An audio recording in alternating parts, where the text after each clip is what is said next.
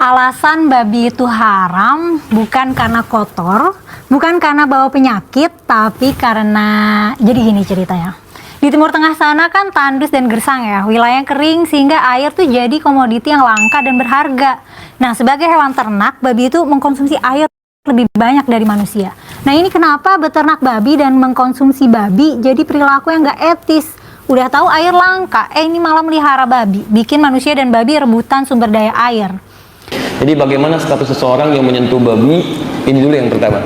Itu terkait dengan sholatnya. Kalau dia sholat atau dia puasa, apakah sah puasanya atau tidak? Sahabat Indonesia, pada episode kali ini kita akan bicara banyak tentang haram tidaknya babi. Umaylah Hakimah bicara tentang babi dari sudut pandang geografis dan juga dari sudut pandang Alkitab, kitab suci Al-Quran.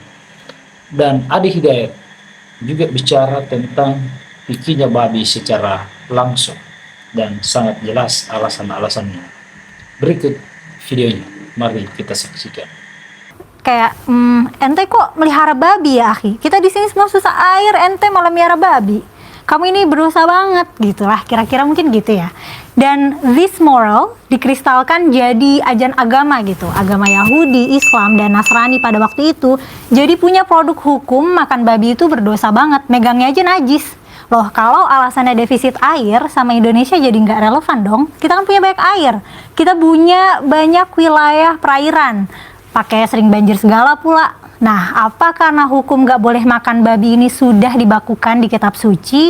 Itu berarti hukumnya mesti berlaku selamanya bagaimanapun konteksnya dan dimanapun kita berada. Mau ngajakin teman-teman untuk memikirkan ulang tentang nilai-nilai sosial, norma, budaya, agama, dan kepercayaan yang mungkin kita biasanya disuruh terima-terima aja. Nah, di sini kita pertanyakan ulang. Di episode kali ini aku mau bahas suatu hewan anti label halal nih. Karena kalau ada suatu makanan yang ada kandungan hewan ini sedikit aja, sedikit apapun, pasti nggak akan tembus dapat label halal. Saking haramnya ini hewan, kalau kita kesel tuh kita nyebut tuh nama hewan itu, babi gitu. Nggak boleh ngomong kasar ya. Saking haramnya lagi, biasanya nih para pendosa menempatkan makan babi itu di hierarki dosa paling atas. Minum alkohol?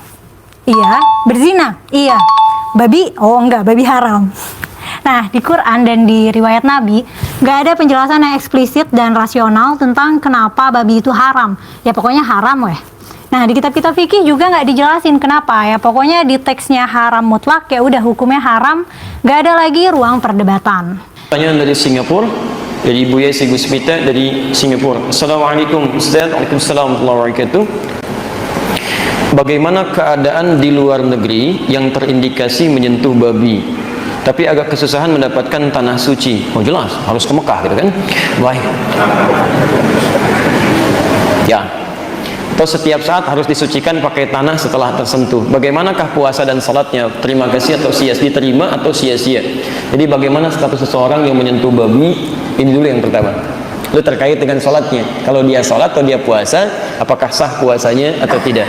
Baik, kita keluarkan dulu ayat-ayat terkait dengan hewan yang dimaksudkan. Kita ambil 3 saja lah untuk memudahkan. Ada beberapa ayat di Quran. Pertama, kalimat ini pertama kali disebutkan di Quran surah ke-2 Al-Baqarah ayat 183, posisi paling kiri di pertengahan. Indama harrama 'alaikumul maytata waddama wa lahmal khinzir. Quran surah ke-2 ayat 173. Nah, ini di mushaf standar di sebelah sini posisinya. Kemudian kedua, di Quran surah ke-5 Al-Maidah ayat ketiga, posisi paling kanan pojok sebelah atas. Nih. Ya. Hurrimat 'alaikumul maitatu waddamu wa lahmul khinzir. Jadi, dan yang ketiga bisa ditemukan juga di Quran surah ke-6 tadi dibacakan di Imam Maghrib kita, tapi belum sampai ke ayat ini, ayat 145. Posisi paling kanan di pertengahan. Nih. Baik. Pertama, sepakat seluruh ulama bahwa hukum babi itu dihukumi haram. Jelas ya? Dihukumi haram. Ingat babinya gitu kan? Dihukumi haram. Baik memakannya ataupun al-intifa' bihi. Ya, menggunakannya untuk kemanfaatan tertentu. Baik memakannya secara langsung atau menggunakan bagian dari babi, baik minyaknya ataupun misalnya lemaknya atau kulitnya untuk dimanfaatkan dalam hal tertentu. Dulu pernah ada yang menggunakan minyak babi atau lemak babi untuk menjadikan pelumas, cat untuk membuat perahu itu ya dihaluskan dengan itu. Ya, jadi semua perangkat yang melekat kepada babi maka disifati haram, baik memakannya ataupun penggunaan pemanfaatannya. Sepakat sampai sini? Baik. Sedang status babinya sendiri tidak disebutkan kemudian. Ya, tidak disebutkan apakah dia dalam keadaan suci atau najis. Baik, babinya memang haram. Ya, tapi apakah setiap yang haram itu statusnya berawal suci atau sudah najis pada awalnya? Misal, kita beri contoh misalnya, darah haram tidak? Haram, nggak boleh dimakan gitu kan? Baik, pelan-pelan, najis tidak? Kalau tidak tahu katakan Allahu a'lam. Hati-hati ya, hati-hati. Kalau najis itu artinya kalau kemudian melekat pada diri Anda atau pada badan Anda, maka najis mesti dibersihkan, nggak bisa dipakai ibadah. Nah, sekarang cek, lihat, cek. Kalau darah melekat pada pakaian, bisa nggak dipakai sholat? Tidak, kan najis mesti dibersihkan, kecuali yang tidak ketahuan, kan? Dibersihkan dulu, baru kemudian dengan itu Anda gunakan sholat dengan pakaian yang bersih dari situ. Ya, jelas di sini? Baik, air pipis misalnya, ya anak yang sudah mulai makan, najis tidak? Najis, ya minumnya haram tidak? Halo, haram tidak?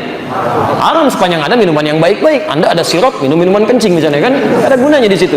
Taib, baik ketika melekat pada pakaian Anda mesti dicuci dulu karena najis. Jelas ya? Melekat pada tangan Anda, cuci dulu karena najis di sini. Nah, sekarang babi itu statusnya najis atau suci dia. Jadi suci hewannya, cuma haram menggunakan dan makannya. Kalau statusnya suci dia, berarti dipegang masih boleh.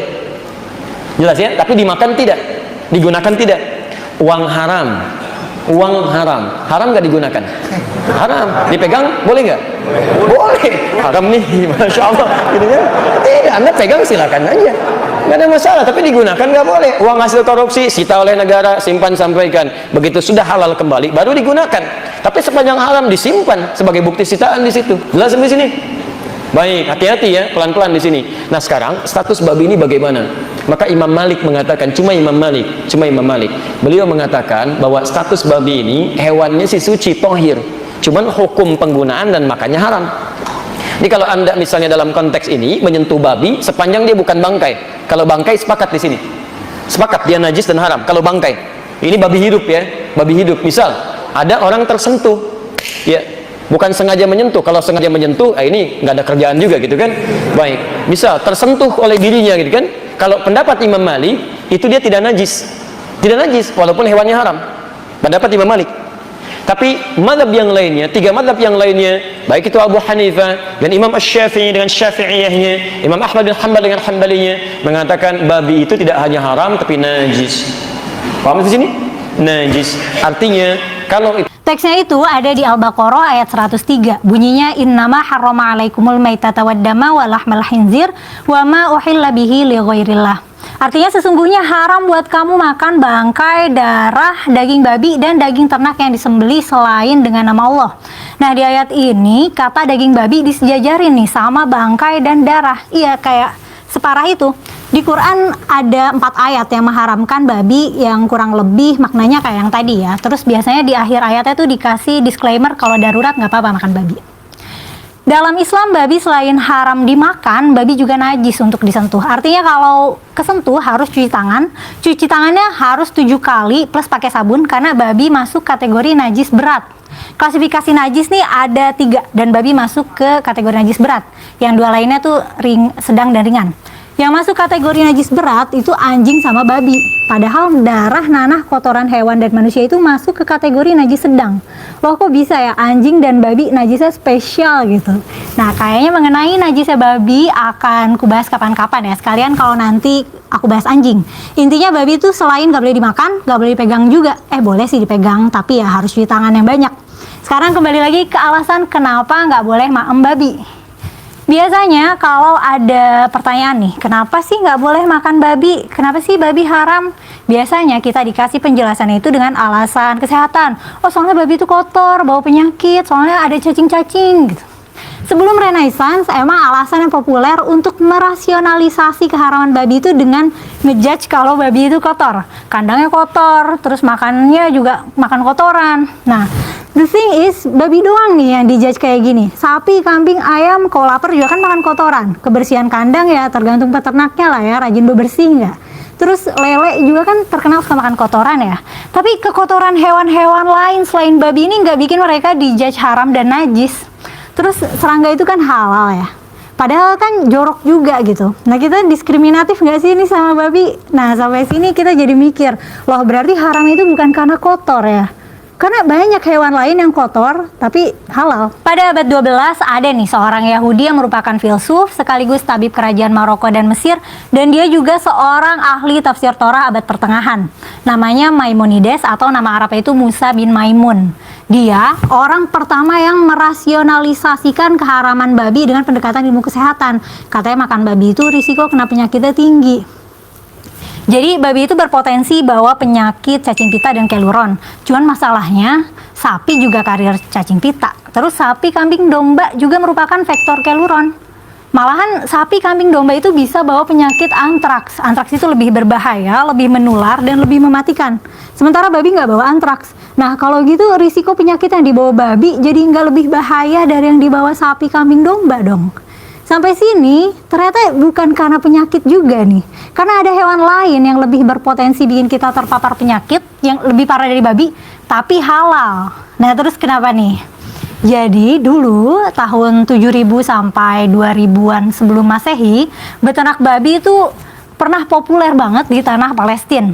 Praktik peternakan babi ini berdampak panjangnya itu jadi ngabis-ngabisin lahan buat beternak, ngabis-ngabisin lahan pertanian buat pakan babi, sama ngabisin suplai air. Nah, kondisi kayak gini bikin babi jadi langka karena perawatannya mahal. Jadi dulu babi tuh jadi makanan mewah dan mahal gitu karena ngerawatnya ribet. Udah gitu juga jadi rebutan resource nih sama manusia. Lama-lama makan babi mulai jadi tabu nih. Praktik peternakannya dinilai nggak etis dalam konteks lingkungan setempat, tapi demand-nya masih ada. Mungkin kalau mau dianalogin konteks sekarang nih, nggak etisnya tuh kayak gimana? Mungkin kayak mengkonsumsi sup sirip hiu atau telur penyu kali ya. Udah tahu nggak baik buat lingkungan, tapi demand-nya masih ada.